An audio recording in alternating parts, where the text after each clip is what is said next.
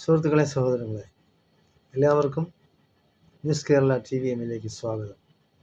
അപ്പോൾ 2-3 ദിവസത്തെ റെസ്റ്റിന് ശേഷം, വിശ്രമത്തിന് ശേഷം വെള്ളാപ്പള്ളി നടേശൻ എന്ന വർഗീയവാദി, വിഷം ചീറ്റുന്ന, അതായത് SNDP എന്ന ചന്ദനമരത്തിലെ വിഷം ചീറ്റുന്ന വിഷമുള്ള സർപ്പം, വിഷമുള്ള പാമ്പ് എന്നാണ് നമ്മുടെ സുകുമാർ അഴീക്കോട്. അത് ഒരു കാരണവശാലും അത് ലോകാവസാനം വരെ അതങ്ങനെ കാണും. ആ വാചകം, വിഷം ചീറ്റുന്ന ആ വിഷപ്പാമ്പ് വീണ്ടും ഇറങ്ങിയിട്ടുണ്ട്. ഇപ്പൊ പുതിയ ഉഡായിപ്പുമായിട്ടാണ് ഇറങ്ങിയിരിക്കുന്നത്. നായാടി മുതൽ നസ്രാണി വരെ, അതായത് നായാടി മുതൽ നസ്രാണി വരെ ഒന്നിക്കണം. ആർക്കെതിരെയാണ്? മുസ്ലിങ്ങൾക്കെതിരെ. അപ്പോൾ ഇത്രയും നാൾ അങ്ങനെ അല്ലായിരുന്നു. നായാടി മുതൽ നമ്പൂതിരി വരെ എന്നായിരുന്നു. അപ്പോൾ നമ്പൂതിരിയൊക്കെ വിട്ട് ഇപ്പം നസ്രാണി വരെ ആക്കിയിരിക്കുകയാണ്. ഇനി എന്നാണ് നസ്രാണിയെ വിട്ട് നായാടി മുതൽ മുസ്ലിങ്ങൾ വരെ എന്ന് പറയുന്നതെന്ന് നമുക്കറിഞ്ഞൂടാ. എന്തായാലും ശരി, ചാകാൻ കാത്തിരിക്കുക. 88-90 വയസ്സായി എന്നൊക്കെ പറയുന്നുണ്ട്. നായന്മാർ അങ്ങനെ ചെയ്തിട്ടുണ്ട്, ഇങ്ങനെ ചെയ്തിട്ടുണ്ടെന്നും പറഞ്ഞ് പണ്ട് ഇല്ലാത്ത പ്രശ്നങ്ങളുണ്ടാക്കി മുസ്ലിങ്ങളെയും ഈഴവരെയും ദളിതരെയും ഒക്കെ ഒന്നിച്ചു കൂട്ടി പിന്നോക്ക ന്യൂനപക്ഷ സമുദായ മുന്നണി ഉണ്ടാക്കിയ ആളാണ്, അതിന് മുൻകൈയെടുത്ത ആളാണ്. അപ്പോൾ മുസ്ലിങ്ങളെ ഇപ്പൊ ഇഷ്ടമില്ലാത്ത കാര്യം എന്ന് പറയുന്നത് അയാളുടെ കച്ചവടം എന്ന് പറയുന്ന കള്ള് കച്ചവടമാണ്. അതായത് ബാറിന്റെ നടത്തിപ്പാണ് ഉണ്ടാക്കുന്നത്. ശ്രീനാരായണ പ്രസ്ഥാനങ്ങളിൽ നിന്ന് കൊള്ളയടിച്ച പൈസ കൊണ്ട് അയാളുടെ ഈ ബാർ വ്യവസായം മെച്ചപ്പെട്ടതല്ലാതെ കേരളത്തിലെ സാധാരണക്കാരനായ ഈഴവന് എന്ത് മെച്ചമാണ് ഈ വെള്ളാപ്പള്ളിയെ കൊണ്ടുണ്ടായതെന്ന് എല്ലാവരും മനസ്സിലാക്കണം. ശ്രീനാരായണ സംരക്ഷണ സമിതി എന്നും പറഞ്ഞൊരു സമിതി ഉണ്ടാക്കിയിട്ടുണ്ട്. വെള്ളാപ്പള്ളി എന്ന് പറയുന്ന ഒരു ഗുണ്ട നേതാവാണ്. അപ്പോൾ കുറേ ഗുണ്ടകളാണ്, അതായത് ബാർ വ്യവസായം നടത്തുന്നവരും കൊള്ളപ്പലിശയ്ക്ക് പണം കൊടുക്കുന്നവരും ഉള്ള ഒരു ഗ്രൂപ്പ്, ഒരു സംഘമാണ് വെള്ളാപ്പള്ളിയെ നയിക്കുന്നത്. അപ്പോൾ ഈ വെള്ളാപ്പള്ളി എന്ന് പറയുന്നത് അവർക്ക് വേണ്ടിയാണ് നിലകൊള്ളുന്നത്. സാധാരണക്കാരനായ പാവപ്പെട്ട ഒരു ഈഴവ സമുദായത്തിൽപ്പെട്ടവനോ, അല്ലെങ്കിൽ ഏതെങ്കിലും ഈ നായാടി എന്ന് പറയുന്നല്ലോ, ഈ നായാടിക്കോ, അല്ലെങ്കിൽ ഒരു പട്ടികജാതി പട്ടികവർഗത്തിൽപ്പെട്ട ഏതെങ്കിലും ഒരു സ്ഥാപനത്തിൽ, SNDPയുടെ ഏതെങ്കിലും ഒരു സ്ഥാപനത്തിൽ എന്തെങ്കിലും ജോലി കൊടുക്കാൻ ഈ വെള്ളാപ്പള്ളി ശ്രമിച്ചിട്ടുണ്ടോ? നിങ്ങൾ കണക്കെടുത്ത് നോക്കി. വെള്ളാപ്പള്ളി 10-30 വർഷമായിട്ട് SNDPയെ ഇങ്ങനെ അള്ളിപ്പിടിച്ച് വെച്ചിരിക്കുകയാണ്. അതൊക്കെ ഇതിനൊക്കെ ഒരു മാറ്റം ഉണ്ടാവും, ഇല്ലാന്നൊന്നും പറയണ്ട, മാറ്റം ഉണ്ടാവും. ജനങ്ങൾ ഇളവും. അതായത് അന്തസ്സുള്ള, അഭിമാനമുള്ള, സ്വതന്ത്രമായി ചിന്തിക്കുന്ന ഈഴവ സമുദായത്തിലുള്ള ബുദ്ധിശക്തിയും വിദ്യാഭ്യാസവും ഉള്ള ആൾക്കാരുണ്ട്.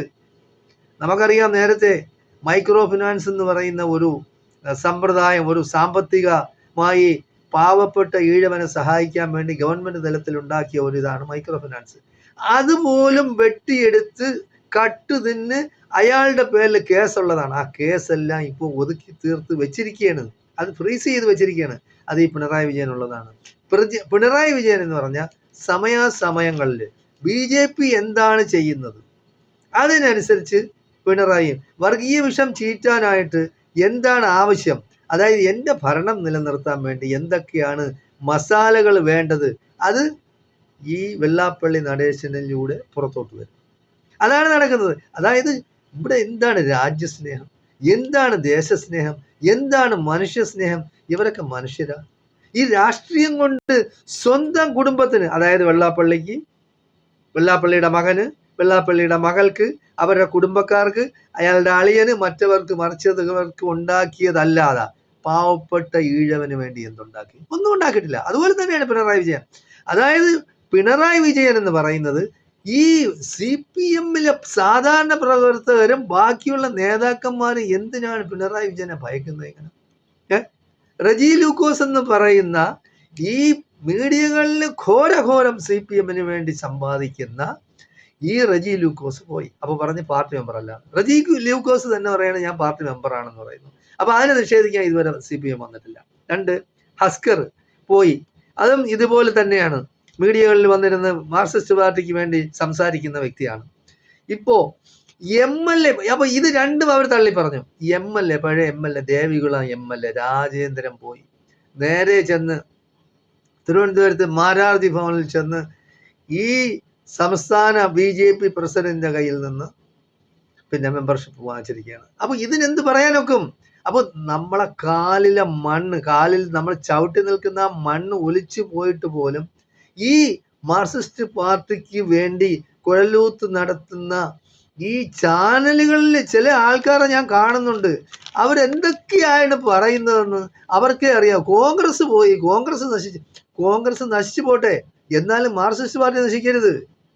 കോൺഗ്രസ് ഇവിടെ അല്ലെങ്കിൽ വേറെ എവിടെയെങ്കിലും ഒക്കെ ഉണ്ട്.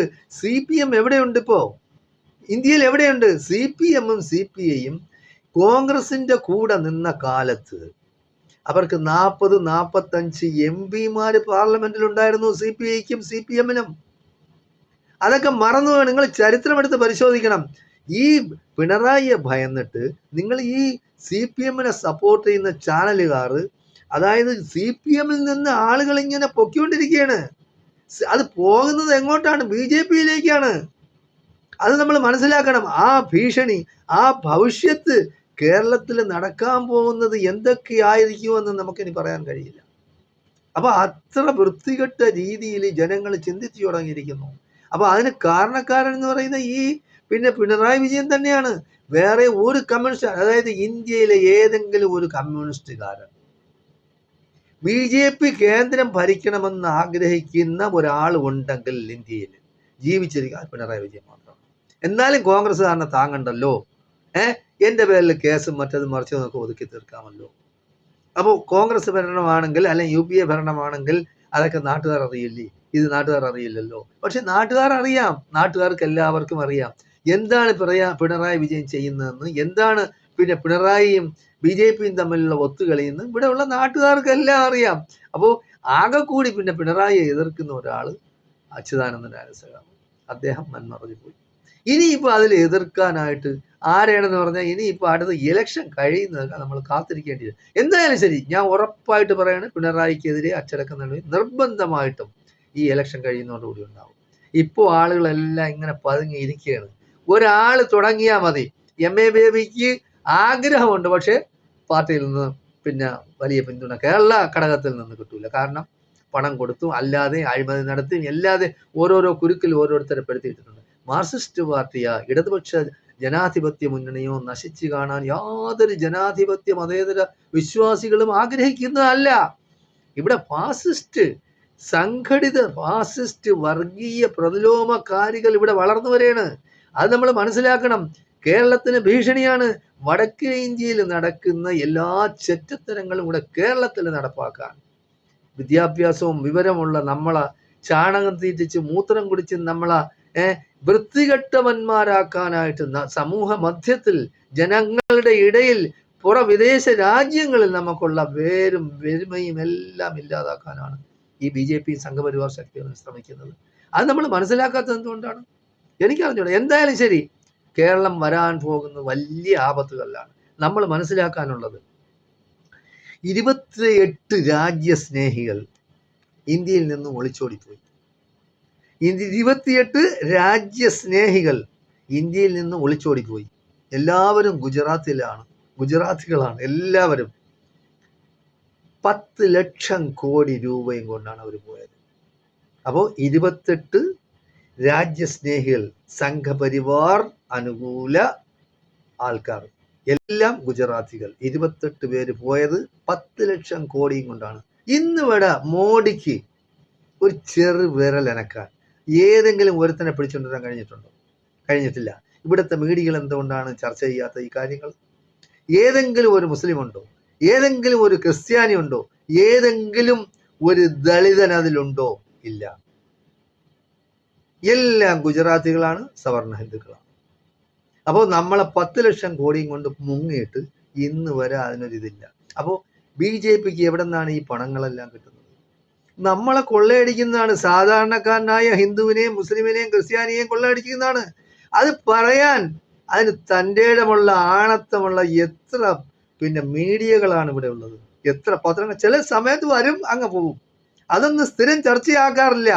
അതൊന്നും ചർച്ചയാകുന്നതേ ഇല്ല. അപ്പൊ നഷ്ടം നമുക്ക് തന്നെയാണ്. അപ്പൊ ഈ BJP ഭരിക്കുന്ന അഴിമതിയില്ല എന്ന് പറയുന്നു. പക്ഷെ അഴിമതിയുടെ കാര്യം പറഞ്ഞു കഴിഞ്ഞാൽ പിറ്റേന്ന് അവൻ അകത്താണ്. 4-5 വർഷം ജയിലിൽ കിടക്കേണ്ടി വരും. ഒരു വിചാരണ ഉണ്ടാവില്ല. അവർ എല്ലാം പിടിച്ചടക്കി വെച്ചിരിക്കുകയാണ്. നിയമ സംവിധാനമായിരുന്നാലും ശരി, CBI ആയിരുന്നാലും ശരി, ഇലക്ഷൻ കമ്മീഷൻ ആയിരുന്നാലും ശരി, മിലിറ്ററി ആയിരുന്നാലും പോലീസ് ആയാലും എന്തായാലും ശരി, എൻഫോഴ്സ്മെന്റ് ആയിരുന്നാലും ശരി, എല്ലാം അവർ കൈയടക്കി വെച്ചിരിക്കുകയാണ്. ആർക്കും അനങ്ങാൻ കഴിയാത്ത രീതിയിൽ പിടിച്ചിട്ടിരിക്കുകയാണ്. തൻ്റെ ഇടമുള്ള ഇവിടെ ഒരു പാർട്ടി എന്ന് പറയാൻ അതിനെ ശക്തമായി നേരിടാൻ കോൺഗ്രസേ ഉള്ളൂ. പക്ഷേ കോൺഗ്രസ്സിൽ ഒരു നേതാവൊന്നും പോരാ, ശക്തമായ ഒരു നേതൃനിര ഉണ്ടാകണം. എന്നിട്ട് ഇന്ത്യയിലുള്ള എല്ലാ പ്രതിപക്ഷ കക്ഷികളെയും അതിൽ ചേർത്ത് ഈ രാജ്യത്ത് BJPക്കെതിരെ, സംഘപരിവാറിനെതിരെ, ഫാസിസത്തിനെതിരെ നമ്മൾ ശക്തമായി പടപൊരുതണം. അല്ലാതെ ഈ ക്യാൻസറിനെ ഇന്ത്യയിൽ നിന്ന് ഇല്ലാതാക്കാൻ കഴിയില്ല. അത് നമ്മൾ മനസ്സിലാക്കണം. സ്വതന്ത്രമായി ചിന്തിക്കുന്ന നമ്മുടെ ഇന്ത്യ, നമ്മുടെ ഭാരതം, അവർ പറയുന്ന അനുസരിച്ച് ഭാരതമാണെങ്കിൽ ഭാരതം തന്നെ. ഇന്ത്യ എന്ന് പറഞ്ഞാൽ നമ്മൾ കെട്ടിപ്പടുത്ത് എന്തുമാത്രം ബുദ്ധിമുട്ടിയാണ്. 16 ലക്ഷം ഇന്ത്യക്കാരുടെ ജീവൻ ബലി കൊടുത്താണ് ഇന്ത്യ എന്ന മഹാസാമ്രാജ്യം നമ്മൾ ഉണ്ടാക്കിയെടുത്തത്. അത് ആ രാഷ്ട്രത്തിന്റെ ശില്പികൾ ഏതെല്ലാം രീതിയിലാണ് മതേതരത്വ, ജനാധിപത്യ, സോഷ്യലിസ്റ്റ് വ്യവസ്ഥിതിയിലേക്കുള്ള ഒരു പ്രയാണം തന്നെയാണ് ഉണ്ടാക്കിയെടുത്തത്. മോഡി 10-14 വർഷമായിട്ട് ഭരിക്കുന്നു, BJP ഭരിക്കുന്നു. എന്താണ് ഈ നാടിന് വേണ്ടി ചെയ്തത്? ഒന്നും ചെയ്തിട്ടില്ല.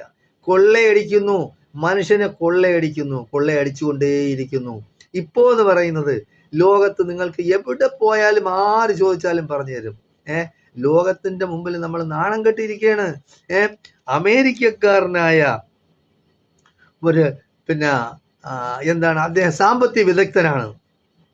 അദ്ദേഹം പറഞ്ഞെന്ന് പറയുന്നത് ജാതിയും മതവും കൊണ്ടാണ് മോഡി കളിക്കുന്നത്. അതില്ലെങ്കിൽ മോഡിക്ക് നിലനിൽപ്പില്ല. അപ്പൊ ഒരു രാജ്യത്തിന്റെ ഭരണകർത്താവ് തന്നെ ജാതീയമായിട്ട് ജനങ്ങളെ വേർതിരിപ്പിക്കുകയാണ്. വംശീയമായ കലാപത്തിന് അവരെല്ലാം കോപ്പുകൂട്ടും. ഓരോ സമയത്തും ഓരോ രീതിയിൽ. ഇപ്പൊ പിണറായി വിജയൻ കേരളത്തിൽ ചെയ്യുന്നു. പിണറായി ഇറക്കി വിട്ടിരിക്കുന്ന വെള്ളാപ്പള്ളി നടേശനെ ഇളക്കി വിട്ടിട്ട് എന്തൊക്കെ ചെയ്യാനൊക്കെ അതൊക്കെ ചെയ്യണം. അപ്പോ ക്രിസ്ത്യാനികള് ഭയന്നിട്ടാണ് കേരളത്തിൽ ജീവിക്കുന്നത്. ആരെ ഭയന്നിട്ടാണ്? മുസ്ലിങ്ങളെ ഭയന്നിട്ട്. മുസ്ലിം ഭീകരന്മാരല്ലേ? മുസ്ലിങ്ങൾ ഭീകരന്മാരാണ്. കേരളത്തിലെ മുസ്ലിങ്ങൾ ഭീകരന്മാരാണ്. ക്രിസ്ത്യാനി ഭയന്നിട്ട് വെള്ളാപ്പള്ളി നടേശന്റെ വാതിലിൽ ചെന്ന് ക്യൂ നിൽക്കുകയാണ്. ഇവിടെയുള്ള മൈത്രാന്മാരും അച്ഛന്മാരും ചെന്ന് വെള്ളാപ്പള്ളി പറയാണ്, എന്തുകൊണ്ട് നിഷേധിക്കുന്നില്ല? ഈ അച്ഛന്മാർക്കും മൈത്രാന്മാർക്കും എന്തുകൊണ്ട് നാവ് ഇറങ്ങിപ്പോയോ? നിങ്ങൾ ആരെയാണ് ഭയക്കുന്നത്? നിങ്ങൾ പറയാനുള്ള വാ തുറന്ന് പറയണം. വെള്ളാപ്പള്ളി ആരാണ്? വെള്ളാപ്പള്ളി ഒരു കള്ളു കച്ചവടക്കാരനും കൊള്ളയ്ക്ക് പലിശയ്ക്ക് കൊടുക്കുന്നവനുമാണ്. അവൻ പറയാണ്, അയാളെന്ന് പോലും അവനെ പറയാൻ പാടില്ല. ഒരു സമൂഹത്തില് പുഴുക്കുത്താണ്, സമൂഹത്തിലെ ക്യാൻസറാണ് ഈ വെള്ളാപ്പള്ളി നടേശൻ. അപ്പൊ ശ്രീനാരായണ പ്രസ്ഥാനത്തിൽ വിശ്വസിക്കുന്ന ശ്രീനാരായണീയരെല്ലാം പറയുന്നത് അയാൾ വൃത്തികെട്ടവനാണെന്നാണ്. അയാളുടെ സ്വന്തം താല്പര്യങ്ങളാണ് അയാൾക്ക് പ്രശ്നം, അല്ലാതെ വേറൊന്നുമല്ല. അപ്പൊ അത് നമ്മൾ മനസ്സിലാക്കണം. നമ്മൾ മനസ്സിലാക്കാത്തിടത്തോളം കാലം നമ്മുടെ ഈ കേരളത്തിന്റെ പേരും പെരുമയും നശിക്കും. നമ്മളല്ലാതായി പോകും. അതുകൊണ്ട് ഇങ്ങനെയുള്ള വെള്ളാപ്പള്ളിമാരെ ഇവിടെ ഇനി